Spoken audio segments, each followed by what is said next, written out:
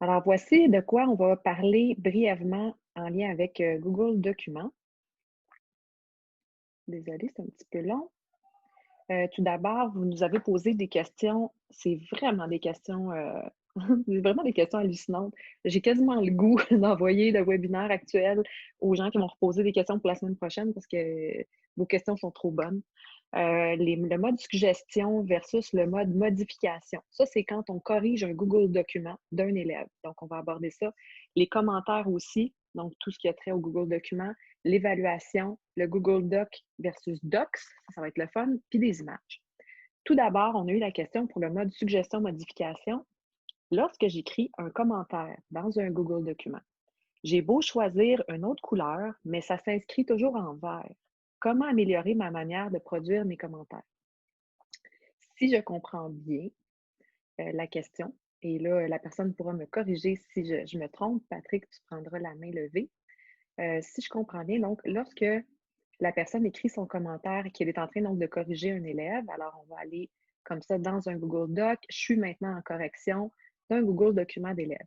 Alors, il y a plein de façons de faire des commentaires. Ici, je pourrais sélectionner du texte, puis aller inscrire un commentaire, mais à ce moment-là, le commentaire que Maryse, j'écris, il est en noir. C'est pas ça. Maryse, t'as pas partagé ton écran. Ça fait juste 15 fois que tu fais ça aujourd'hui.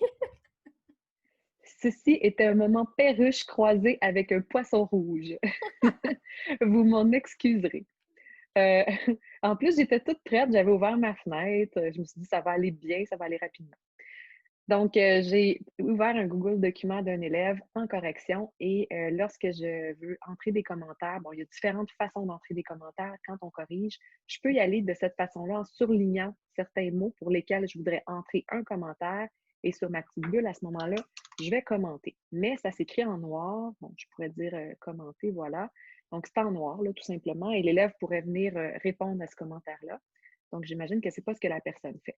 Il y a un autre type de commentaires qu'on peut entrer, c'est ici, des commentaires privés, qui sont plus des commentaires généraux sur un travail de l'élève, puis qu'on pourrait lui publier. Puis à ce moment-là, ces commentaires-là, ils vont apparaître dans le courriel de l'élève et ils vont apparaître aussi sur son devoir, dans son interface de son devoir, là, en dessous de sa pièce jointe, mais c'est aussi écrit en noir. J'imagine que la personne passait donc ici, dans le mode de modification. Alors, quand j'appuie sur le crayon, j'ai trois façons ici d'écrire. Ben, je pourrais juste lire le document là, ou l'imprimer, mais pour écrire, pour faire mes annotations sur le document de l'élève, je peux être soit en modification pour écrire directement dans le document. Si je sélectionne ça, je pourrais lui dire Marilyn, puis je pourrais ajouter un nom de famille. Et tout ce que je suis en train de faire lorsque je suis en modification, ben, c'est pareil comme si c'était l'élève qui écrivait, sauf que c'est moi qui l'écris et ça s'en va directement dans le texte de l'élève. Par contre, l'autre mode qui est très intéressant et qui est toujours en vert, c'est le mode suggestion. C'est que moi, je vais écrire une suggestion à l'élève, ça va s'inscrire avec des lignes vertes au-dessus, puis ça va devenir une suggestion dans le travail de l'élève. Je vous explique, c'est super le fun.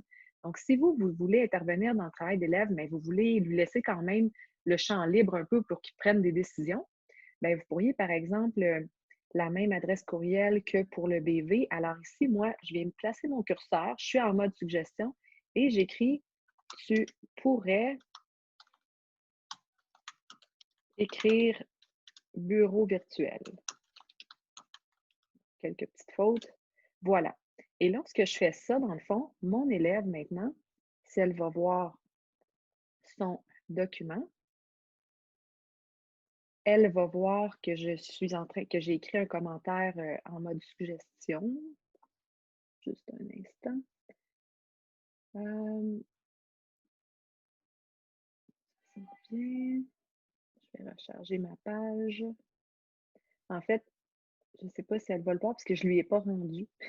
Fait que c'est mon erreur, là. Je suis juste en train, moi, de corriger son travail. Voilà.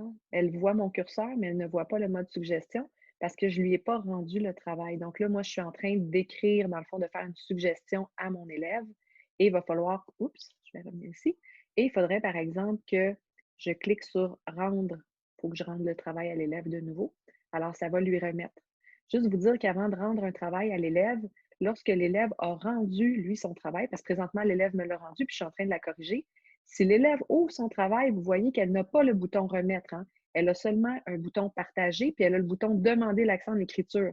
Si jamais l'élève a ce bouton-là, c'est parce que son travail, elle l'a déjà rendu une première fois. Je pense que c'est une question peut-être tantôt aussi qui est arrivée, mais la personne n'avait pas mentionné si l'élève voyait ce bouton-là. Si l'élève voit ce bouton-là, ça veut dire, c'est sûr qu'il ne peut pas réécrire dedans, il vous l'a déjà remis.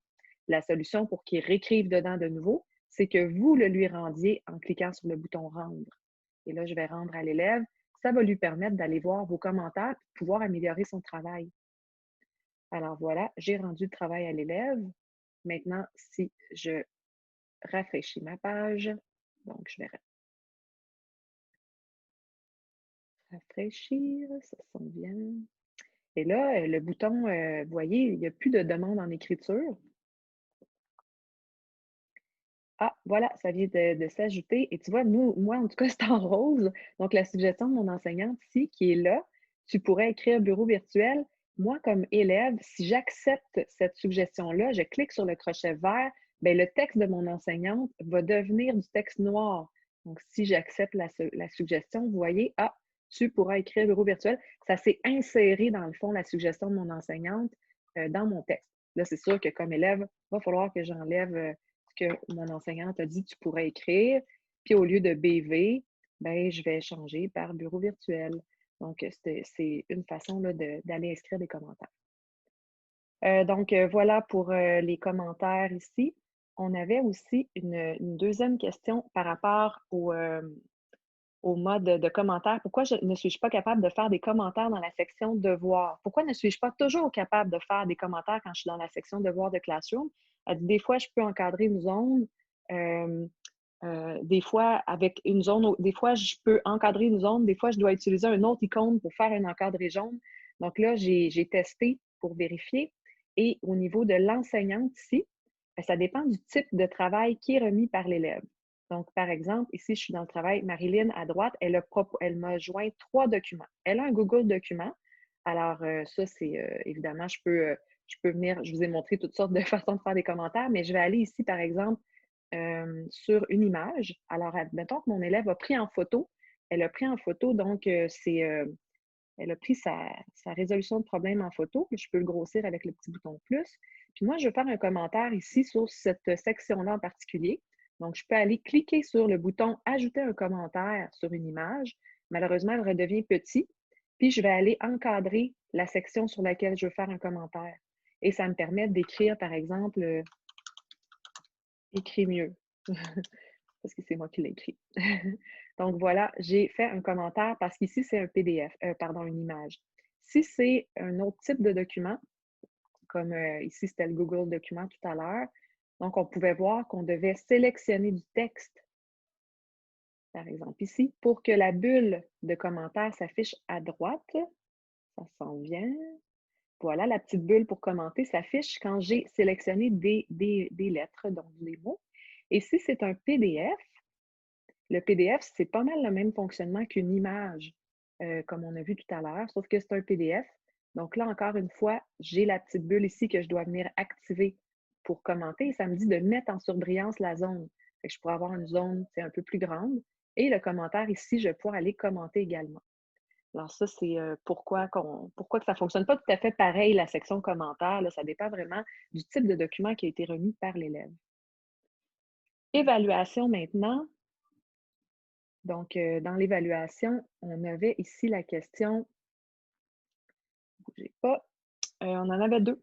Alors, la rédaction d'un texte en Classroom, on nous demande où trouver les métadonnées d'une rédaction faite avec Google Docs pour s'assurer que l'examen d'écriture a bel et bien été fait dans Classroom. La personne veut savoir les heures de modification, la remise, etc. Donc, ça, c'est une excellente question. Il s'agit de l'historique des fichiers. Donc, je vais retourner dans mon Classroom ici et je vais sélectionner, par exemple, mon élève, elle a fait un texte qu'elle m'a remis dans Google Documents. Donc, le texte de Marilyn ici, ce que je vais faire, c'est pour pouvoir avoir accès à l'historique de fichiers, il faut que je clique sur le mot fichier. Mais là, on voit que le mot fichier n'apparaît pas, le fameux menu fichier, édition, etc. Donc, je vais venir ici. On ne voit pas votre écran, madame. Désolé. Ah, merci. Vous êtes super bon pour activer vite vos micros. C'est à peu près 4e fois aujourd'hui, j'ai oublié de partager mon écran. Merci. Donc, je suis dans le document d'un élève et puis par défaut, en fait, excusez, je vais juste recliquer ici parce que c'était pas là. Quand vous ouvrez un Google Document, ben, on ne voit pas les menus. Alors, le menu Fichier, pour aller voir l'historique de la version ici, il n'est pas là. Il faut vraiment que je vienne ici afficher les menus. Et là, le petit menu Fichier, modifier, tout ça, ça s'est ouvert. J'aurais pu aussi décider ici de venir afficher en gros le document de mon élève, puis ça va l'ouvrir dans Google Doc là, avec la flèche en haut à droite. Mais juste ça ici, j'en ai assez. Ben, quoique non, je vais l'ouvrir en grand, ça va être encore plus visuel pour tout le monde. Puisque moi, je vois quand même bien, mais la session est enregistrée, ça va être plus profitable. Et ça, c'est bon pour tout type de fichier Google. Donc, que vous soyez dans un slide, un document, que ce soit un Google Sheet, vous êtes dans votre Google Drive, puis vous travaillez, des élèves travaillent en équipe, vous voulez savoir qu'est-ce qu'ils ont fait chacun et quand. Donc, vous pouvez toujours aller voir ça avec l'outil Fichier, qui est vraiment intéressant. Puis même pour vous, qui vous permet aussi de revenir en arrière sur différentes versions de votre document. C'est en train de télécharger, ce ne sera pas long. Alors, vous voyez que dans le fichier, on a le mot historique des versions qui nous mène à deux choix. Nommer la version actuelle, ce n'est pas ce que je souhaite. Voir l'historique des versions, c'est vraiment ça qui m'intéresse. Ça permettrait aussi de savoir si l'élève, par exemple, a copié tout un pan de texte d'un document. Il vous explique.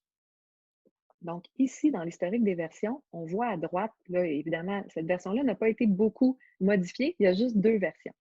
Si je recule à la version antérieure, je clique sur le 4 juin 14h05, c'est la première fois donc que l'élève ouvre le document. Alors, on voit qu'il y avait déjà beaucoup de choses décrites puisque c'est un document, un Google Doc que moi j'ai fait et que j'ai partagé à Marilyn, elle devait le modifier.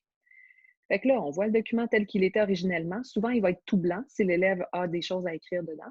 Et chaque fois que l'élève a écrit dans le document, on peut voir un petit point vert. Et ici, par exemple, sur la version actuelle, je vais cliquer sur la version actuelle. On voit donc en vert les modifications qui ont été effectuées par Marilyn. Ça veut dire qu'elle a biffé procédurier Classroom puis elle a écrit texte de Marilyn. Puis en mauve, on voit les modifications de moi parce que tu vois, le petit bouton ici mauve, c'est pour mon compte à moi. Alors, on peut voir comme ça l'élève ici en vert qui a fait les modifications. Puis même si j'amène mon curseur dessus, je vois que c'est Marilyn qui a fait ces modifications-là. Et s'il y avait d'autres élèves, je le verrais aussi. C'est déjà arrivé que dans un travail, un élève a invité un autre élève avec le bouton partager à collaborer à son texte, mais qu'après, elle a retiré du partage cet élève-là. Mais on pouvait quand même, dans l'historique des versions, garder des traces du deuxième élève ou du troisième élève qui a eu accès au document parce qu'on voit toutes les modifications qui ont été faites. Alors, c'est une façon comme ça de garder un petit historique là, des versions. Et en passant, si j'ai ici le petit bouton développer les versions détaillées, ça va vous intéresser aussi, puisque là, je l'ai presque minute après minute. Je l'ai chaque fois qu'il y a eu une modification. Fait que si je passe ici à 4 heures, la version de 14h30 exactement que je clique dessus, qui ressemble à ça, puis que, 15 secondes plus tard, je reclique, puis qui est rendu avec 2 paragraphes de plus, c'est clair qu'il y a eu du copier-coller. Alors, voilà, c'était comment garder des petites traces avec l'historique des versions. Soit dit en passant, vous pouvez toujours, pour une version antérieure, dire « Ah, celle-là, j'aimerais qu'elle redevienne ma version à jour. » Donc, si vous cliquez sur « Restaurer ces versions », ça vous permet d'aller chercher une ancienne version et de la remettre comme étant la version actuelle. Elle va écraser à ce moment-là la version la plus récente, mais ce n'est pas grave parce que la version la plus récente va devenir votre deuxième version ici, à laquelle vous avez toujours accès. Voilà, on peut aussi créer une copie d'une version antérieure et on peut la renommer. Donc, c'était pour l'historique des versions qui permet quand même de faire un bon travail là, au niveau de la, comment j'allais dire, donc le beau mot, les métadonnées, donc trouver les métadonnées là, d'une rédaction. La rédaction aussi, dans le même ordre d'idée, on me demande comment je fais pour. Est-ce qu'on peut désactiver, en fait, là, le correcteur, antidote et tout ça pour les élèves qui n'y ont pas droit et pour ceux qui peuvent l'utiliser selon leur plan d'intervention? Donc, très bonne question. Est-ce que c'est dans les paramètres? La réponse, c'est oui et non. Alors, oui, on peut désactiver, mais nous, on ne peut pas le faire. Ce sont les élèves qui peuvent le faire. Dans l'onglet Outils, ici, orthographe et grammaire, alors c'est là qu'on voit le vérificateur d'orthographe Il peut souligner les erreurs. On peut même avoir accès à un dictionnaire personnel. Ce qu'il faut garder en tête, c'est que les élèves ont droit à tout ça en cours d'apprentissage. Même les élèves qui n'ont pas de plan d'intervention, ils ont le droit d'utiliser tous ces outils-là lorsqu'ils sont en train d'apprendre. Donc, excepté, on va se le dire, pour les évaluations.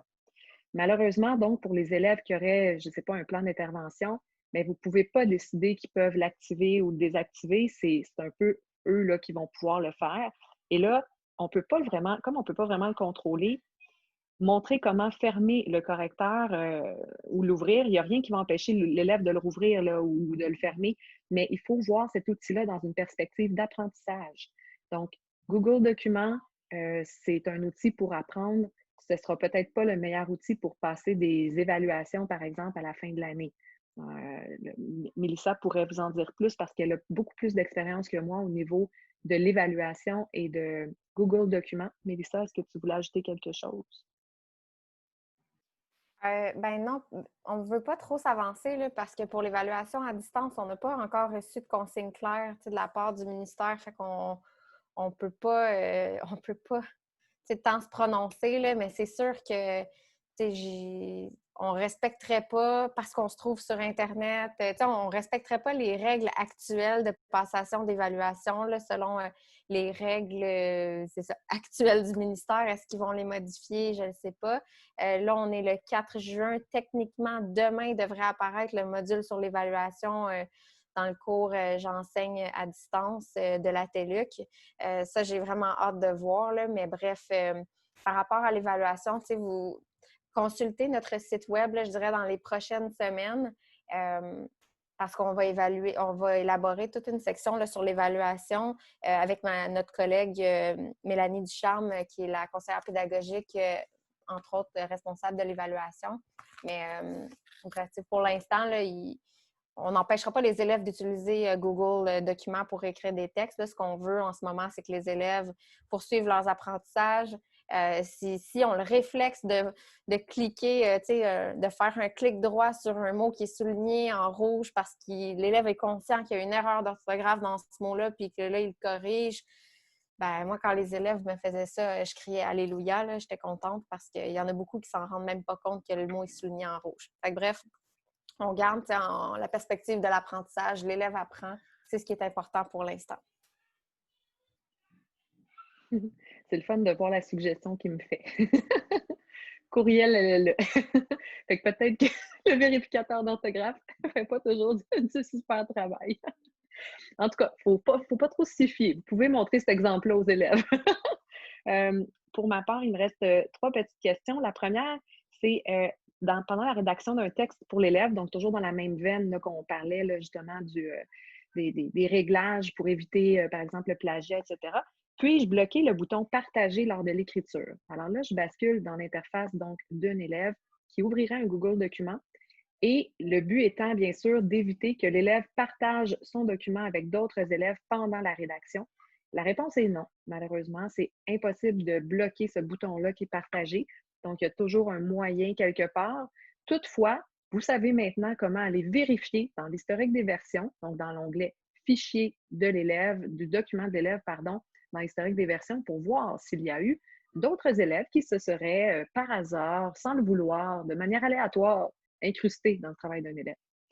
Parce que, tu sais, ça arrive comme ça. Hein, des fois, c'est pas leur faute. Alors, voilà, vous aurez maintenant des preuves à l'appui. Autre question dans le même ordre d'idée. Dans un Google Document, pardon, j'étais sortie, mais je faut que je reste ici, on nous demande est-ce qu'on peut mettre une photo en avant ou en arrière d'un texte, comme dans Word, tu sais, mettre une photo en arrière-plan avec du texte par-dessus. Malheureusement, c'est pas du tout possible. On peut mettre une image et mettre du texte de chaque côté de l'image. En fait, ce qu'on appelle habiller l'image. Le texte peut être un peu partout autour de l'image, mais il sera pas, on ne peut pas le mettre l'image vraiment en arrière-plan ou en avant-plan. C'est sûr que Word a des fonctions plus avancées là, au niveau de l'édition de texte que Google Doc pour ça. Donc, c'est malheureusement un peu plus limité. Notre dernière question, c'est Google Docs, donc Google Documents versus Word, des DocX. C'est super intéressant. Vous allez adorer parce que la question est tellement, tellement souvent posée. Est-ce qu'il y a moyen de partager un Word, un document Word, d'en faire une copie par élève pour que les élèves répondent directement sur une page Word? La réponse est oui, encore une fois. Ce n'est pas possible directement avec un fichier Word, mais c'est possible avec un fichier Doc qu'on va transformer en un fichier Word, pardon, qu'on va transformer en Google Doc. Et là, je dois en fait vous montrer quelque chose dans les paramètres. Non, avant de vous montrer les paramètres, je m'excuse, je vais partir de la base. Alors, je tasse mon navigateur un petit peu. Moi, je suis paresseuse, donc je me suis créé 2 Google Documents ici. Pardon, ce n'est pas des Google Documents, c'est des Word, hein, c'est des DocX, l'extension DocX qui est l'extension d'un Word. Et là, j'ai tous mes documents en Doc, moi, en DocX. C'est tous des Word, puis j'aimerais ça pouvoir les partager à mes élèves. Si je prends un document DocX, puis que je l'importe à l'intérieur, c'est là que je vais devoir juste revenir ici pour vérifier une petite chose. Faites semblant que vous ne l'avez pas vu.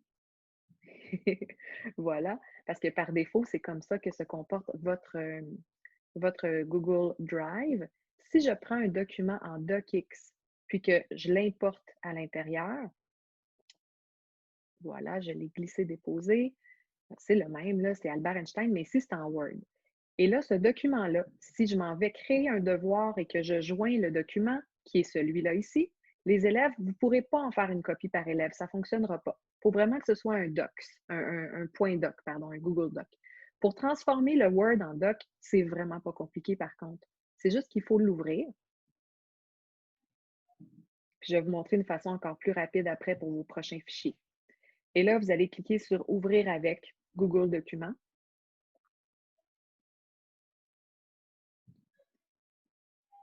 En l'ouvrant avec Google Documents, par contre, le fichier est encore en Word. C'est encore un DocX, sauf que vous l'ouvrez avec Google Documents. Mais vous allez voir l'extension, le nom du fichier là en haut, ça va être écrit encore en .docx. Donc, .docx qui est le fichier le format Word. Alors, vous le voyez ici, .docx. C'est en format Word. Mais pour qu'il devienne un fichier Google Doc, donc pour qu'il perde cette extension-là, on doit venir ici dans l'onglet en haut, Fichier. Pardon, c'est un petit peu lent. Et il faut tout simplement, il m'a fait faux bon. Il faut enregistrer au format Google Document.